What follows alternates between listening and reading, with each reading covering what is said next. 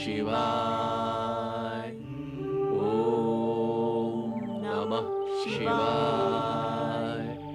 ओम नमः शिवाय। ओम नमः शिवाय। दोनों पति पत्नी तपस्या कर रहे हैं, फल भी दुगुना प्राप्त होगा। किंतु मैं तो बाल ब्रह्मचारी हूं, पत्नी है ही नहीं। सुवर्चा के समान यदि मेरी भी पत्नी होती, मेरे साथ तपस्या करती, तो मेरी तपस्या का फल भी दुगुना होता और भगवान शिव मुझे शीघ्र ही दर्शन भी देते। अब पत्नीहीन मुझ बाल ब्रह्मचारी की तपस्या न जाने भगवान भोलेनाथ तक कब पहुंचेगी। ओम नमः शिवाय।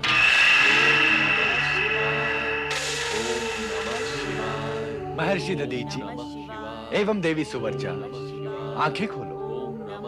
आंखें खोलो ऋषिवर, आंखें खोलो। भगवान भोलेनाथ, माता पार्वती, जय भोलेनाथ, जय माता पार्वती, जय भोलेनाथ। उठो ऋषिवर। जय माता पार्वती।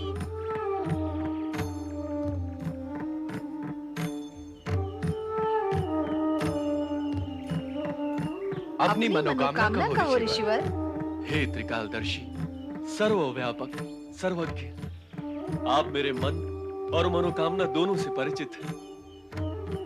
आपके मंगल दर्शन प्राप्त होने के पश्चात अब कौन सी कामना शेष रह जाती है देवेश्वर? अब तो केवल यही कामना है कि जन्म जन्मांतर तक आपकी आराधना करता रहूं प्रभु। ऋषिवर, आप अपनी पत्नी सहित हम जैसा पुत्र प्राप्त करने के लिए बहुत समय से आराधना कर रहे हैं। हम आपकी मनोकामना पूर्ण करते हुए वरदान देते हैं कि आपको पिपलाद नामक रुद्र अवतारी पुत्र प्राप्त होगा, जिसके दर्शन मात्र से शनि ग्रह की सारी बाधाओं का अंत होगा। आपके दर्शन और वरदान पाकर हम धन्य हुए देवाधिदेव। और महर्षि दधीचि, आपने जन्म जन्मांतर तक हमारी आराधना करते रहने का निश्चय व्यक्त किया है और अपने तन को तप से तपाया है। इसलिए हम आपकी अस्थियों को वज्र के समान अटूट बन जाने का भी वरदान देते हैं। आपके वरदानों से हमारा जीवन सफल हो गया प्रभु, हम धन्य हो गए। भोलेनाथ, माता पार्वती, आपका एक और भक्त आपके दर्शन प्राप्ति के लिए तपस्या कर रहा है। कृपया आप उसे भी आशीर्वाद दें, कृपया दृष्टि डालें उस पर। नारद, हम यहाँ दर्शन देने नहीं, वरदान देने आए हैं। इसलिए हम तुम्हें भी बिन मांगे ही कामना पूर्ति का वरदान देते हैं। नारद, अब से कुछ ही समय पूर्व तुमने मन ही मन ये कामना की थी कि यदि तुम्हारी भी पत्नी होती और तुम्हारे साथ तपस्या करती, तो तुम्हारी तपस्या का ताप भी द्विगुना हो जाता। तो क्या हुआ भोलेनाथ? हुआ नहीं, होगा। क्या? हम तुम्हें वरदान देते हैं कि तुम्हें शीघ्र ही एक निष्ठावान धर्म पत्नी प्राप्त होगी। मैं बाल ब्रह्मचारी हूं प्रभु, मुझे नहीं चाहिए आपका विचित्र और विनाशकारी वरदान। आप हंस रही हैं? भोलेनाथ, आप अपना ये वरदान वापस ले लें। देख रहे हैं ना आप, मेरी जग हंसाई आरंभ हो चुकी है। एक बार दिया हुआ वरदान वापस नहीं लिया जाता नारद। अब तो तुम्हें गृहस्थ जीवन का आनंद भोगना ही होगा। तुम्हारा कल्याण हो। और हाँ नारद, अगली बार कैलाश पर अकेले नहीं आना। आओ तो अपनी धर्मपत्नी को साथ लेकर ही आना। नारायण नारायण के द्विगुणे उच्चारण से कैलाश भी गूंज उठेगा। आप भी माता, आप भी।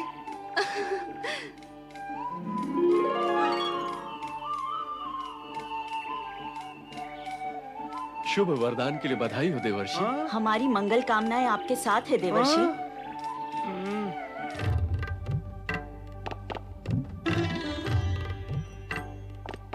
स्वामी, आपने बाल ब्रह्मचारी नारद को गृहस्थ जीवन का विचित्र वरदान क्यों दे दिया?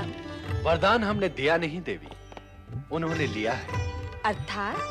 नारद के मन में बैठे विचार एवं विकार से कामना उत्पन्न हुई और कामना से वरदान।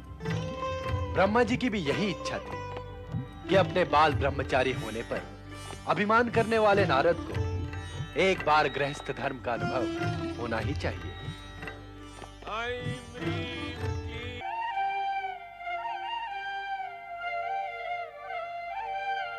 स्वामी, आप क्या मेरे मन में उठे प्रश्न को जानकर मुस्कुरा रहे हैं? देवी, हम जानते हैं कि तुम हमारी सृष्टि रचना और विधान की विचित्रता पर चकित हो रही हो। तुम सोच रही हो कि त्वष्टा की शक्ति उपासना का उद्देश्य क्या है और इसका परिणाम क्या होगा।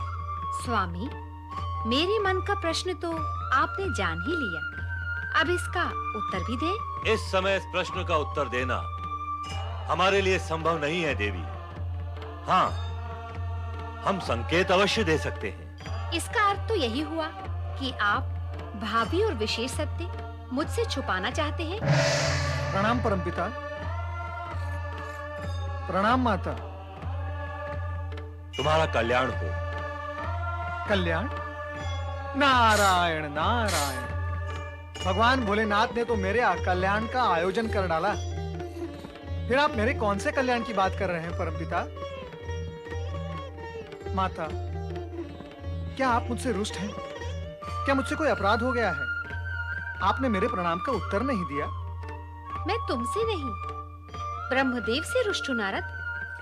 क्यों भला? इसलिए कि इन्होंने मेरे प्रश्न का उत्तर नहीं दिया और अब वे तुम्हारी प्रश्नावली का उत्तर देंगी अथवा नहीं, यही जानना चाहती हूँ। आप रुष्ट न हो माता। परमपिता ब्रह्मा जी से करने के लिए मेरे पास प्रश्न है ही नहीं। अब तो मैं स्वयं ही एक प्रश्न बन गया हूँ। ऐसा क्यों कह रहे हो नारद? जो सत्य है वही कह रहा हूँ परमपिता। आपको तो ज्ञात होगा ही, मैंने तपस्या करके भगवान भोलेनाथ से एक विचित्र प्रकार का वरदान ना चाहते हुए भी प्राप्त कर लिया है। अब उस वरदान का परिणाम क्या होगा ये मैं नहीं जानता। ये सत्य है नारद कि तुम पर शीघ्र ही घोर विपत्ति आने वाली है। तुम सावधान रहना। कैसी विपत्ति परमपिता? देखो नारद, भगवान शिव ने वरदान दिया है तो ये निश्चित है कि तुम्हें धर्म पत्नी अवश्य प्राप्त होगी। तुम इससे बच नहीं सकते, इसलिए मानसिक रूप से इसके लिए तैयार हो जाओ। विधि को टालना तो विधाता के भी वश में नहीं है। जो होगा सहन करूंगा। किंतु क्या कुछ प्रश्न करना चाहते हो? हाँ नारद, प्रश्न करने ही तो आए हैं और आपको उसका उत्तर देना है। मेरा उद्धार करे प्रभु, मुझे इस संकट से उबारे। अपने मित्र पर्वत के बहकावे में आकर मैं पथभ्रष्ट हो गया था, परंतु अब मैं भ्रम से बाहर आ गया हूँ। स्थिति अत्यंत विषम हो चुकी है प्रभु, मुझे इस विपदा से बचाएं। नारायण नारायण। प्रभु, यदि आप इसी प्रकार मुस्कुराते रहेंगे तो फिर मेरा क्या होगा? नारद, हम किसी भी प्रकार मुस्कुराएं, कल्याण तो तुम्हारा होगा ही। राजकुमारी दमयंती तुम्हारे मोहपाश में बंध चुकी है।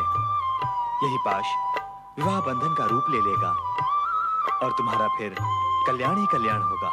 हाँ नारद, गृहस्थ जीवन का अनुभव लेना भी आवश्यक है। विवाह पश्चात हमें भी अपने अनुभव बताना कि पत्नी के हाथ का भोजन कैसा लगता है। बस माता बस, मुझ बाल ब्रह्मचारी को इस जंजाल से उबारने की अपेक्षा आप मुझे अधिक फंसाने का उपक्रम क्यों कर रही हैं? क्यों भला? ऐसा क्यों चाहती हैं आप? शिव शिव शिव शिव शिव शिव शिव शिव। अब आप मेरी दशा पर हंस भी रही हैं। अरे नारद, तो क्या आप हंसने भी नहीं दोगे मुझे? मेरा फंसना ना होता तो आपका हंसना भी ना होता माता। हाँ, फंसे हुए पे सब हंसते हैं, हंसो। नारद, अब दुखी होने की क्या आवश्यकता है? स्वयं तुमने ही तो धर्मपत्नी पाने की इच्छा जागृत की थी, इसलिए भगवान शिव ने तुम्हें वरदान दिया। क्या उनका वरदान कभी निष्फल हो सकता है? कदापि नहीं। अर्थात मैं मेरी भक्ति, मेरा ब्रह्मचर्य सब कुछ निष्फल हो जाएगा। हे प्रभु, अब मैं क्या करूं? क्या अब मुझे पुनः वही जाना होगा?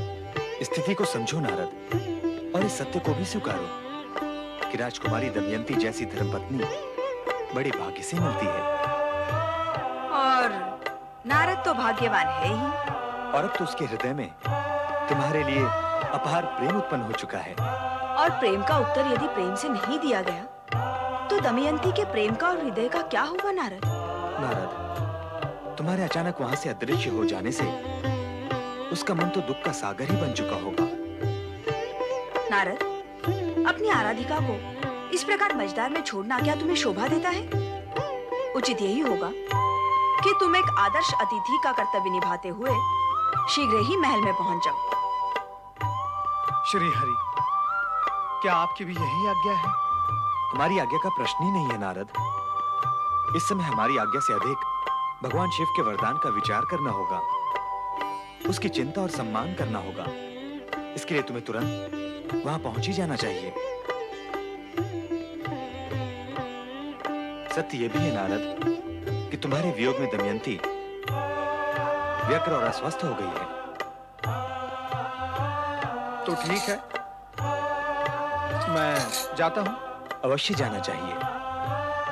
नारायण नारायण।